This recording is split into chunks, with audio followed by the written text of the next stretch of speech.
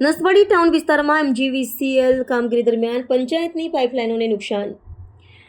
Naswadi town વિસ્તારમાં હાલમાં મધ્ય ગુજરાત વીજ કંપની લિમિટેડ એમજીવીસીએલ દ્વારા અંડરગ્રાઉન્ડ પાઇપલાઇન નાખવાની કામગીરી જોરશોરથી ચાલી રહી છે.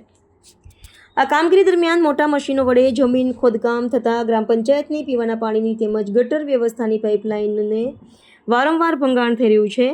સ્થાનિક રહેવાસીઓનું કહેવું છે કે ભારે મશીનરીથી થતી આ કામગીરીમાં કોન્ટ્રાક્ટર તરફથી જરૂરી કાળજી લેવામાં આવતી નથી, જેના કારણે ગામના ઘણા વિસ્તારોમાં પીવાના પાણીની પાઇપો તૂટી જતાં પાણી પુરવઠો ખોરવાઈ ગયો છે.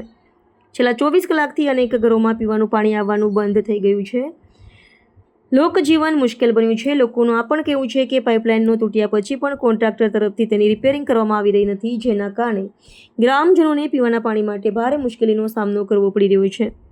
ગટર પાઇપો તૂટી જતાં ગંદુ પાણી બહાર આવવાનું શરૂ થઈ ગયું છે, જે આરોગ્ય માટે પણ જોખમી સાબિત થઈ શકે છે. કામ વહેલી તકે પૂર્ણ કરવા તેમજ નુકસાન થયેલ પીવાના પાણીની પાઇપલાઇનોની તાત્કાલિક મરામત કરવામાં આવે તેવી માંગણી કરવામાં આવી છે.